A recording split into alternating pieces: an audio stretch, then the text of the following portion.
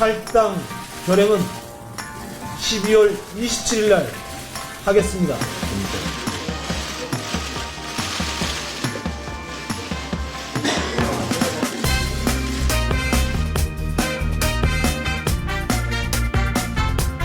뭔가 세상에 이로운 일을 하고 싶다라는 생각을 하고 들어왔는데 지금 새누리당 안에서 그것이 어렵겠다라는 생각을 하게 됐습니다. 그런데 이제 비례이다 보니까 잦은 탈당을 하게 되면 의원직을 상실하게 되고 결국은 이제 좀 타의적에 의한 출당을 기다려야 되는 그런 좀 방어적인 태세밖에 취할 수 없다는 것이 사실 한편으로는 조금 많이 아쉽기도 하고 또 두렵기도 합니다만. 근데 방어적이라고 말씀은 하셨지만 네. 사실은 유일하게 비례대표로서는 탈당자 명단에 네. 이름을 올리지 않으셨습니까? 그것 때문에 이제 포털에서도 이름이 많이 오르내렸었는데 저는 새누리당에서 출당 조치를 당하든 그렇지 않던 제가 정치를 하는 데 있어서 제 어떤 정체성이나 이념에 대해서는 분명하게 선을 그을 필요가 있다는 생각을 하게 됐고 비례대표로 이제 입성을 하실 때 네. 결국은 지금 새누리당의 주류 쪽으로부터 추천 내지는 네. 그 영입을 당하지 않았느냐 이런 의견도 분명히 있거든요. 그래서 그런 문자가 상당히 많이 오고 있습니다. 그래서 뭐 이제 배신자라는 비례대표 추천을 받은데 일종의 혜택이나 빚이 없다고는 생각하지는 않습니다. 그렇지만 그때 비례대표의 정당에 투표를 하셨던 분들은 새누리당의 특정 지도부를 보고 투표를 하신 게 아니라 대한민국의 보수 정당에 투표를 하셨다라고 생각이 됩니다. 근데 지금 보수 안에서도 굉장히 스펙트럼이 다양하고 제가 지금 주장하거나 하려는 정치가 저는 꼭 보수를 지지하는 분들에게서 벗어난다고 생각하지는 않고요. 뭐 생각은 많으시겠지만 고민할 필요 없어요. 정치인하고 배우자는 과거를 묻는 게 아니거든요, 이게. 그 당시에 저 비례대표 공천 받아서 될 때 뭐 새누리당 이런 줄 알았나요? 최순실을 알았나요? 아니면 이런 국정농단에 대해서 알았나요? 지금 뭐 홍길동 신세잖아요. 지금 탈당이라고 말하지 못하고 지금 탈당을 하겠다고 그랬는데 지금 뭐 어정쩡하게 돼 있는 그런 사정인데 국민들이 또 그거는 인정해 줄 것 같아요. 비례대표 의원들의 그런 심정과 그런 정치적 입장에 대해서. 새롭게 출발합니다. 재통합과 다른 정치에 의한 이에 저질러진 부정적이고 불건적이고 법의상 관련 비리는 국가 반역 행위 수준으로 당 오늘 저 까보니까 30명이 채 안 될 수도 있을 것 같아요. 무슨 사정이 좀 있나요? 그게 사실은 좀 오해가 있습니다. 34명 중에요. 저도 사실은 포함이 되어 있었고요. 그 중에는 사실은 이제 친박 지도부한테서 보내서 오셨다고 표현하기는 좀 어렵지만 와서 탈당을 조금 말리려고 의견을 개진하러 오신 분들이 한 서너 명 있으셨었어요. 네, 근데 이제 밖에 나와서 기자들이 카운팅할 때 그분들까지 다 같이 아울러서 한 34명이라고 잡히고 있는 것 같고요. 비박 신당이 약칭은 뭐죠? 개혁 보수 신당. 개혁 보수 신당인데 그거 가지고도 얘기가 좀 나와요. 어렵더만요. 네. 네. 근데 약칭을 개혁 신당으로 생각을 하고 계시는 것 같은데 이미 벌써부터 네티즌들 사이에서는 개보 신당 아니냐. 네. 이러면 너무 이렇게 조롱하듯이 저는 안 불렀으면 좋겠다고 생각해요. 좀 힘들어도 그냥 그 사람들이 원하는 대로 불러주면 좋겠다 생각하는데 왜냐하면 감사합니다. 제가 열린우리당 경험이 있어서 그래요. 아 예. 굳이 새누리당 쪽에 계신 분들은 여루당 이런 게 있어서 여기 이름 그 안 돼. 분당의 그 경험이 그럼요. 저한테 아주 그냥 뼛속까지 그러니까. 박히네요.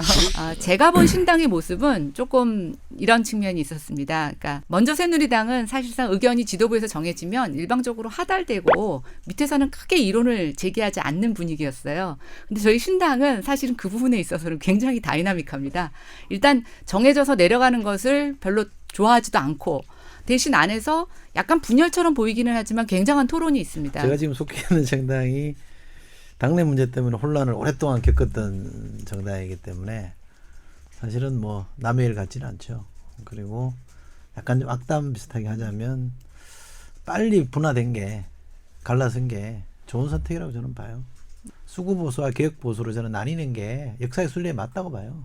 그래서 개혁보수가 따로 떨어져 나와서 보수도 양당 체제로 가고 두 당으로 가고 진보도 두 당으로 가면 이게 이제 원내로 보면 4당 체제가 되는 거잖아요.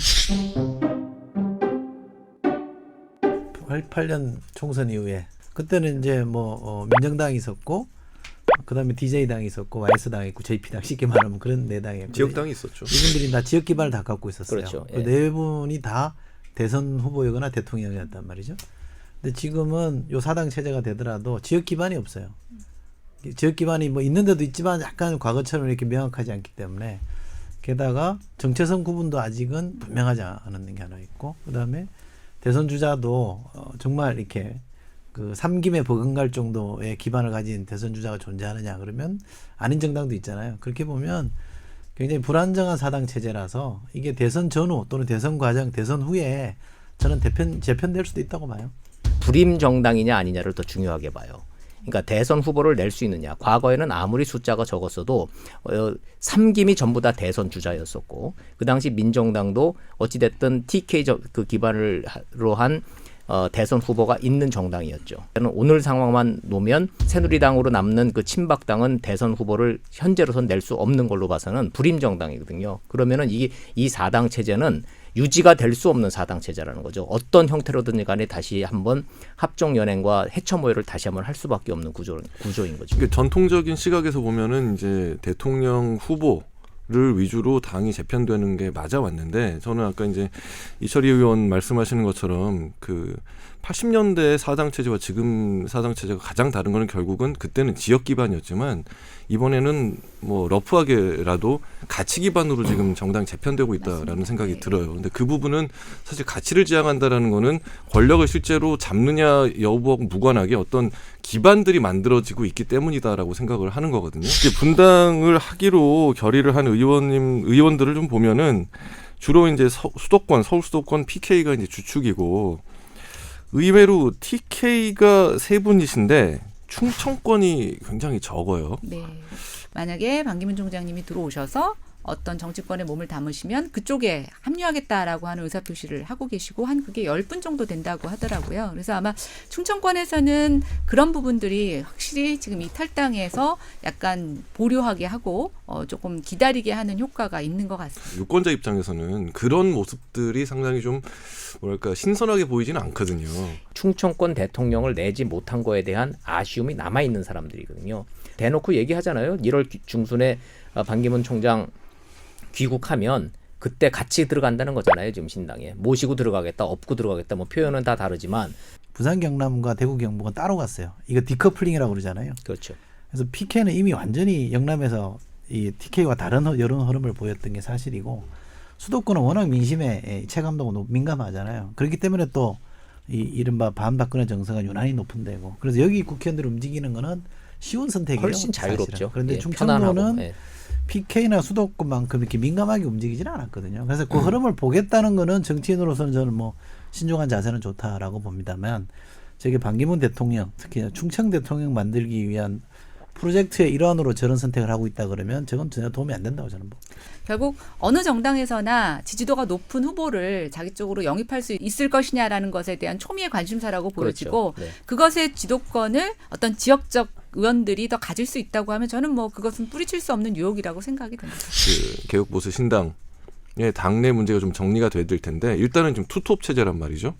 이승민 대표는 굉장히 좀 이렇게 올곧고 약간 타협보다는 원리 원칙이 강한 부분입니다. 근데 보니까 정치는 그것만 갖고 할 수 있는 건 아니거든요. 반면에 김무성 전 대표는 이 사람을 아우르는 능력이 있으세요. 그 두 분하고 네. 각각 뭐 밥이나 술이나 좀 자리를 가져보셨어요? 좀 이쪽은 그냥 이렇게 가치에 대해서 논의하고 뭐 이런 우리가 지향해야 될 것들 얘기하신다고 하면 김무성 대표 쪽은 이렇게 사교 모임 같아요. 굉장히 흥겁게 건배사도 하시고. 예. 제가 해봤어요. 두 분 다. 그러세요? 방송 끝나고 두 분 다 제 얘기가 맞죠. 술자리를 가져봤는데 유승민 전 대표는 샌님 같아요. 먼저 말 잘 안 걸고 이렇게 얘기하면 조곤조곤 네. 당신 말씀하시고 굉장히 매력적이에요. 이렇게 같이 술 먹어보면 저런 사람은 사귈 만하다 이런 느낌을 주는 거고요. 김무성 대표는 방송 끝나고 처음 봤거든요. 대뜸 반말이에요. 이철이 이리 와. 그리고 뭐 술 이렇게 완샷하고 어깨동무하고 갈 때 포옹하고 이렇게 헤어지는 그 뭐라 그럴까 친화력은 대단하죠. 개인적으로 어느 날 갑자기 뭐 술이 한 잔 땡긴다 이럴 때가 있지 않습니까? 만약에 두 분 중에 한 분을 골라서 술을 먹어야 된다. 어떤 분 고르시겠어요? 저는 비주류인데요. 술을 안 먹거든요. 다음 시간에는 보다 좀 재밌는 얘기로 찾아뵙겠습니다. 앞으로도 많은 관심과 애청 부탁드리고요. 오늘은 여기서 인사드리겠습니다. 감사합니다. 고맙습니다. 감사합니다.